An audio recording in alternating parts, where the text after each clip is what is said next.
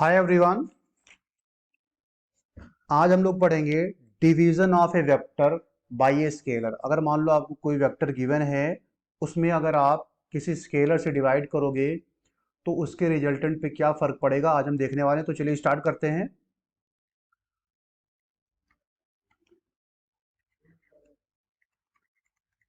Division of A vector by a scalar. एक scalar से अगर हम डिवाइड करते हैं तो क्या होगा। मान लीजिए आपको कोई वेक्टर गिवन है ए। मान लीजिए ए है कोई वेक्टर, ये कोई एक ए वेक्टर है। इसको अगर आप कोई स्केलर स्केलर में मान लेता हूँ कि कोई स्केलर है, उससे आप डिवाइड करोगे तो क्या होगा। तो मैं मान लेता हूँ कि जब आप के वेक्टर्स यानी कि सॉरी के स्केलर से जब आप ए वेक्टर को डिवाइड करोगे तब जो रिजल्टेंट मिलेगा वो है आर। तो यहाँ पे क्या हो जाएगा, ये हो जाएगा ए वेक्टर बाई के हो जाएगा, क्योंकि डिवाइड आप कर रहे हो। तो जो आर होगा वो क्या होगा, रिजल्टेंट है। ये है रिजल्टेंट। अब बात यहाँ पे ये आई कि आर वेक्टर इक्वल टू आपने लिख दिया ए वेक्टर अपॉन के लिख दिया है। अब हमें यहाँ पे ये नहीं पता है कि के की जो वैल्यू है, के तो स्केलर है ना। तो स्केलर मतलब क्या है कि नेगेटिव भी हो सकता है पॉजिटिव भी हो सकता है। अब अगर मान लीजिए, अगर हम ये मान लें कि के की वैल्यू क्या है, के की वैल्यू जो है वो है ग्रेटर देन जीरो, इसका मतलब क्या है, ये पॉजिटिव है। इसका मतलब पॉजिटिव अगर है तो रिजल्टेंट हमारा क्या आएगा, रिजल्टेंट हमारा जो आर आएगा वो आर इक्वल टू क्या हो जाएगा, पॉजिटिव में रहेगा, यानी कि ए वेक्टर बाई के होगा। यानी कि इसको आप सिंपल 1/k इंटू ए वेक्टर लिख सकते हैं। इसका मतलब क्या हुआ, इसका मतलब ये हुआ कि अगर आपका कोई वेक्टर पॉजिटिव एक्स एक्सिस के डायरेक्शन में था तो आर वेक्टर भी जो आएगा वो भी क्या होगा, पॉजिटिव एक्स एक्सिस के डायरेक्शन में होगा। बस फर्क क्या होगा, मैग्नीट्यूड जो होगा ना वो डिक्रीज हो जाएगा, कितना, 1/k टाइम्स।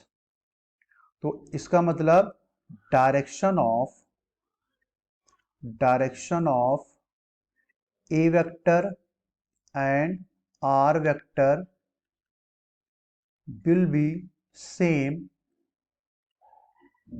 but magnitude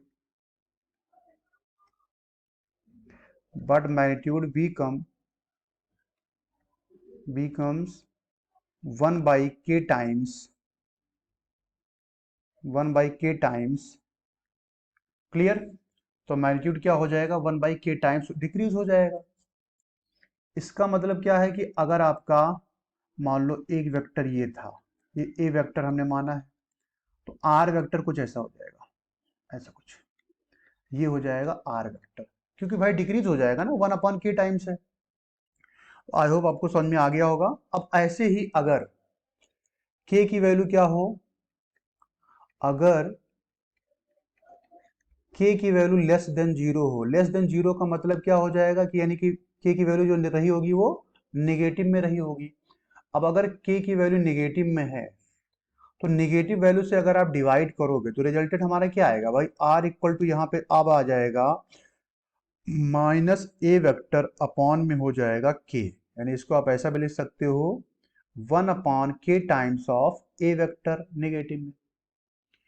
इसका मतलब क्या हुआ कि अगर एक वेक्टर इस डायरेक्शन में मान लो था, ए वेक्टर मान लो पॉजिटिव एक्स डायरेक्शन में था, तो आर वेक्टर जो आएगा उसका डायरेक्शन हो जाएगा अपोजिट, और साइज में क्या हो जाएगा, रिड्यूस हो जाएगा, क्योंकि 1/k टाइम्स है ना।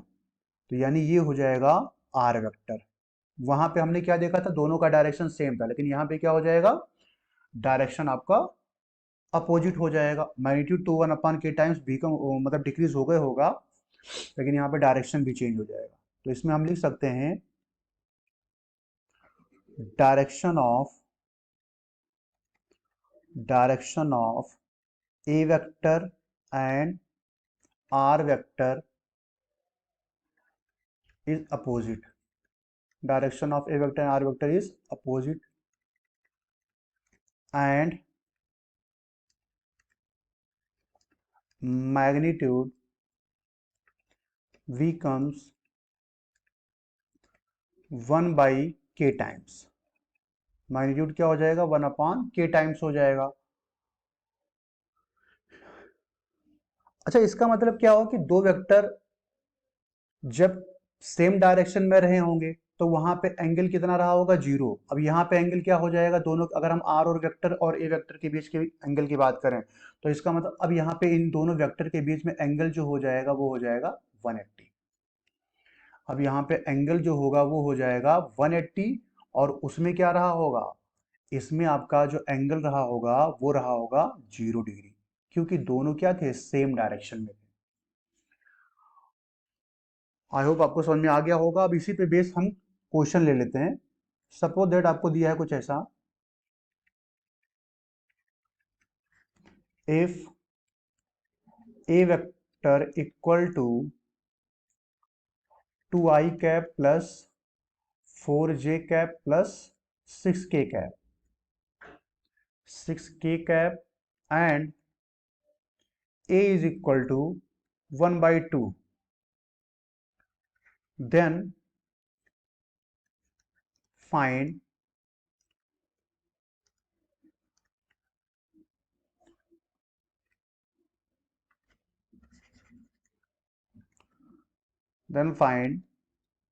value of a into a vector, ये आपको निकालना है। तो सारी वैल्यू आप पुट कर दो, आंसर मिल जाएगा। तो यहाँ पे देखा जाए तो 1/2 क्या है, ग्रेटर देन जीरो है। भाई ए ग्रेटर देन जीरो है, जब ए ग्रेटर देन जीरो है इसका मतलब क्या है कि ये पॉजिटिव में है। तो यहाँ पे जब आप आर वेक्टर लिखोगे तो ये हो जाएगा ए इंटू ए वैक्टर। ए की वैल्यू है 1/2, ए वेक्टर की वैल्यू है 2i cap plus 4j cap plus 6k cap. जब आप 2 से डिवाइड करोगे तो 2 से 2 कैंसिल हो जाएगा, यानी कि इसको आप सेपरेट करोगे तो ऐसा हो जाएगा 1/2 into 2i cap plus 1/2 into 4j cap plus 1/2 into 6k cap. अब 2 से सब डिवाइड हो जाएगा तो यहाँ पे ये 2 से 2 कैंसिल हो जाएगा, यहाँ पे 2 से कैंसिल होगा तो ऊपर 2 आ जाएगा, यहाँ से 2 कैंसिल होगा तो यहाँ पे आ जाएगा 3। यानी यहाँ से आपका आंसर जो मिलेगा i cap plus 2j cap plus 3k cap, तो ये हो जाएगा आर वेक्टर की वैल्यू।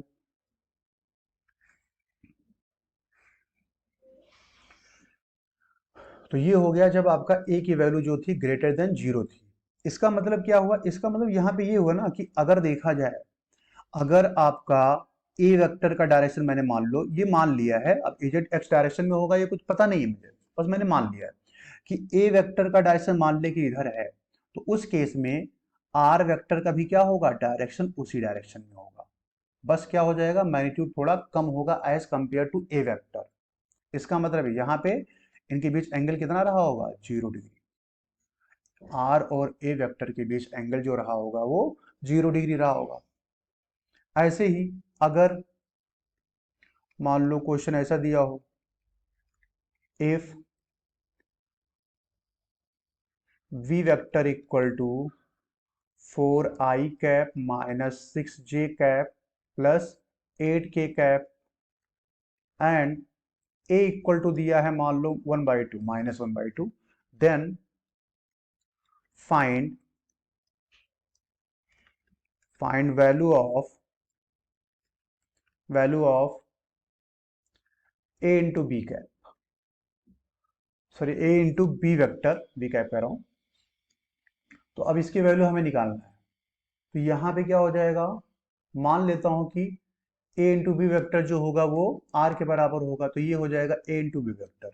अब a की वैल्यू पुट करो, ये है -1/2, बी वेक्टर क्या है, ये है 4i cap minus 6j cap plus 8k cap है। अब -1/2 से सब में मल्टीप्लाई कर दो तो ये हो जाएगा -1/2 इंटू 4i कैप, ये माइनस अंदर जाएगा तो ये हो जाएगा plus 1/2 6j cap plus, sorry यहाँ पे माइनस आएगा,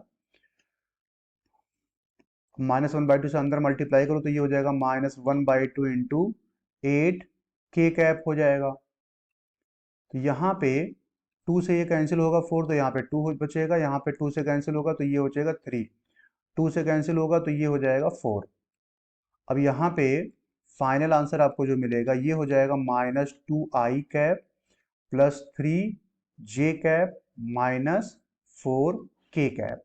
तो ये हो जाएगा आर वेक्टर जब आप एक स्केलर से डिवाइड करोगे वेक्टर को, तो आपको ये फाइनल आंसर मिलेगा। अब यहाँ पे क्या होगा, यहाँ पे भाई डिवाइड किया गया है, इसका मतलब क्या है कि अगर ए वेक्टर का डायरेक्शन मान ले कि इधर था, इधर नहीं पता लेकिन हमने बस मान लिया है कि ए वेक्टर का डायरेक्शन इधर है, तो इसका मतलब आर वेक्टर का डायरेक्शन क्या हो जाएगा, आर वेक्टर का डायरेक्शन हो जाएगा अपोजिट डायरेक्शन, यानी ये हो जाएगा आर वेक्टर का डायरेक्शन। इसका मतलब इनके बीच का एंगल जो होगा वो होगा 180 डिग्री, आर वेक्टर और ए वेक्टर के बीच का एंगल।